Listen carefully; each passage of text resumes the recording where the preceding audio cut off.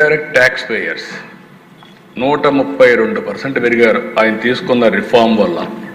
అంటే 2017లో 65 లక్షలుంటే ఈరోజు 1,51,00,000 మంది ఇండైరెక్ట్ ట్యాక్స్ పేయర్స్ వచ్చారు.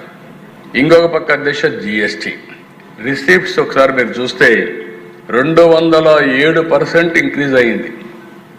అది కూడా 2018లో 7.19 లక్షల కోట్లుంటే ఈరోజు 22,08,000 కోట్ల రూపాయలు జిఎస్టీ ద్వారా వస్తూ ఉంది. 18% యావరేజ్ గ్రోత్ రేట్ CAGR, ఇది ఒక చరిత్ర అని చెప్పి కూడా నేను మీకు తెలియజేస్తున్నా. అలాంటి బోల్డ్ రిఫార్మ్ ఇది, వారిని మనస్ఫూర్తిగా మనం అభినందించాల్సిన అవసరం ఉంది. నెక్స్ట్, ఈరోజు అధ్యక్ష one nation one vision A victory for cooperative federalism. నేను ఈ మాట ఎందుకు వాడుతున్నానంటే ఓసారి కొంతమంది ట్యాక్స్ రిఫార్మ్స్ అంటే మన అధికారం పోతా ఉంది, మనం కూడా ట్యాక్స్ వేసుకోవచ్చు, ఎందుకు ఈ ట్యాక్స్ వేసే అధికారం వేరే సెంటర్కి ఇస్తున్నారు, ఇలాంటి నాకు కూడా చాలామంది ఇంటలెక్చువల్స్ కూడా చెప్పారు మీరు అధికారం కోల్పోతున్నారని.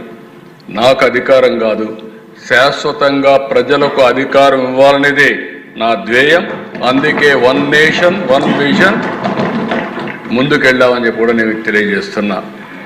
దీనివల్ల యునానిమస్గా కన్సెన్సస్ బిల్డప్ చేశారు ఆల్ స్టేట్స్లో. రెండోది ఒక పొలిటికల్ మెచ్యూరిటీ ఏదైతే ఎన్డీఏ గవర్నమెంట్ చూపించిందో ఎక్కడా డిసెంట్ లేకుండా అన్ని రాష్ట్ర ప్రభుత్వాలని కన్విన్స్ చేసి రిఫార్మ్ తీసుకొచ్చారు. మూడోది ఈరోజు next generation reforms despite growing global instability, ప్రపంచం అంతా కూడా 3-4% గ్రోత్ ఏంటంటే 7-8 ఈ రిఫార్మ్స్లో నాకు ఒకటే నమ్మకం కూడా ఉంది,